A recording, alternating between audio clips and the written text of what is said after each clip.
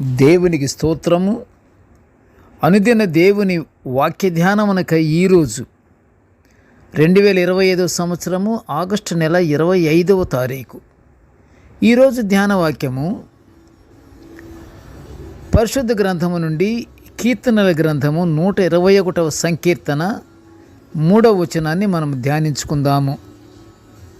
ప్రియ దేవుని బిడ్డలారా, నేటి ధ్యాన వాక్యాన్ని పరిశుద్ధ గ్రంథము నుండి కీర్తనలు 121:3 మనం చదువుకుందాము. ఆయన నీ పాదము తొట్టెలనియ్యడు, నిన్ను కాపాడువాడు కునుకడు. ప్రియ దేవుని బిడ్డలారా, ప్రభువు నామమున మీ అందరికీ శుభములు దీవెనలు కలుగునుగాక. ఈరోజు ధ్యాన వాక్యము యెహోవా దేవుడు ఆయన బిడ్డలను కాపాడుట గురించి మనము ధ్యానించుకుంటున్నాము. ఆయన బిడ్డలంటే మనమంటే దేవుని యందు భయభక్తులు కలిగి విశ్వాసము కలిగి నమ్మకముతో దేవుని ప్రార్థించుకున్న వాళ్ళు దేవుని బిడ్డలు. వాళ్ళే మనము కూడా అలాగే ఉంటున్నాము కదా ప్రియ దేవుని బిడ్డలారా.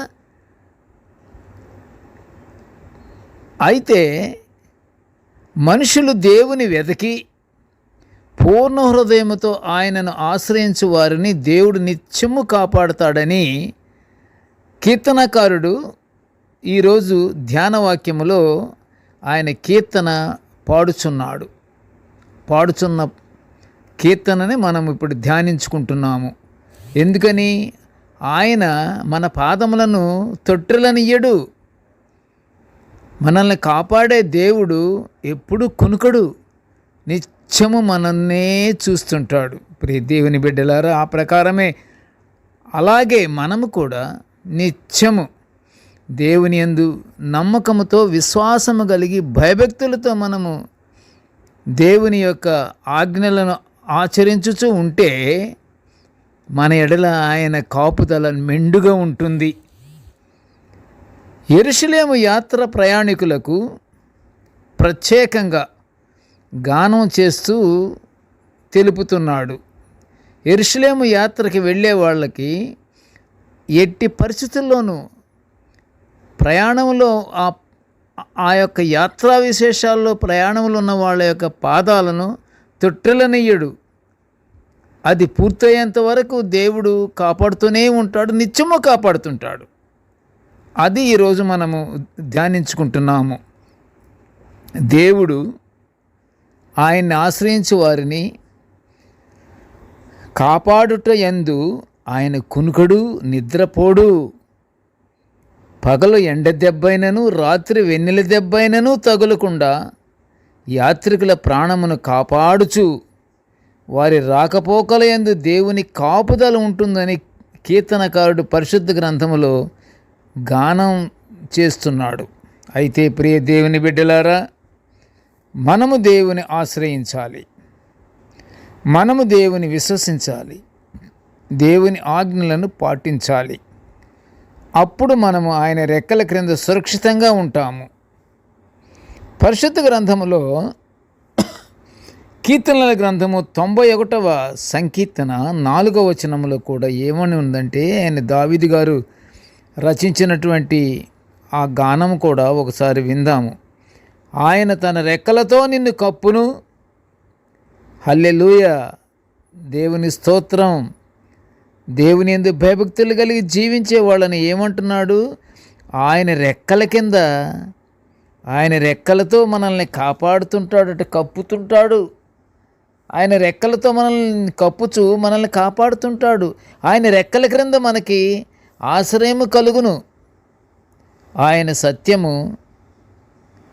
కేడెమును డాలునై ఉన్నదని వ్రాయబడి ఉన్నది.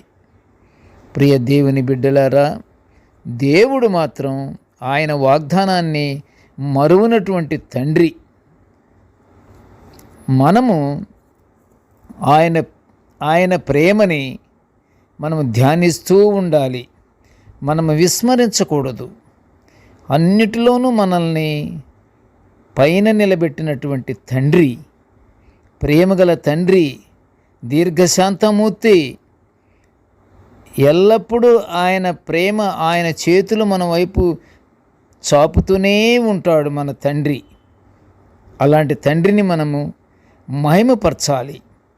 ఆయన ప్రేమను మనము ధ్యానిస్తూ ఉండాలి. మనలో ఉన్న భయం పారిపోతుంది. అపవాది అన్నవాడు మన దగ్గరికి దరిదాపులకు కూడా రాలేడు. అలా దేవుని ఆశ్రయించి ఆయనను నిత్యము ధ్యానిస్తుంటే ప్రియ దేవుని బిడ్డలారా, ఎటువంటి హాని కూడా మన గుడారాల దరి చేరదు. అంతేకాదు, ఏ విధమైన భయం కానీ ఎటువంటి హాని కానీ మన సరిహద్దుల యొద్దకు కూడా రాకుండా కాపాడే ప్రేమగల తండ్రి మనకి ఉండటం ఎంత అదృష్టం. అలాంటి తండ్రి నిత్యము మనము ధ్యానిస్తూ ఉండాలి. మన తండ్రిని మనము నిత్యము మహిమపరుస్తూ ఉండాలి. మనము నిత్యము మహిమపరుచుకుంటూ మనము ఆయన దగ్గర నుండి మన పరలోక ఆశీర్వాదాలు పొందుకోవాలి. ప్రార్థన చేసుకుందాము. కృపగల తండ్రి, జీవముగల నాయన, నీ స్తోత్రాలయ్యా.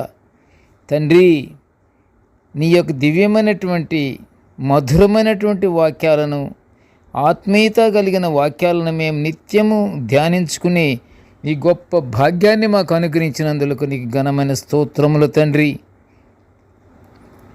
నేటి ధ్యాన వాక్యాన్ని మేము ధ్యానించుకొనుచుండగా వింటున్న ప్రతి ఒక్కరిని ఆశీర్వదించయ్యా కృపగల తండ్రి. ప్రభువా, మా పాదములను తొట్టెలనివ్వకుండా చేయుచున్న మా తండ్రి, మా దేవా, మా ప్రభువా, మమ్మల్ని నిత్యము నువ్వు కాపాడుచున్నావని మేము నమ్ముతూ నీ పరలోకాశీర్వాదాల కొరకై మేము ఎదురు చూస్తూ సత్ప్రవర్తనతో నీ యందు నమ్మికతో నీకు ఇష్టమైనటువంటి జీవితాన్ని మేము గడిపే భాగ్యాన్ని మాకు అనుగ్రహించమని ఈ మనవులన్నీ యేసయ్య పుణ్యనామమున వినయముగా వేడుకొంచుంటున్నాము తండ్రి.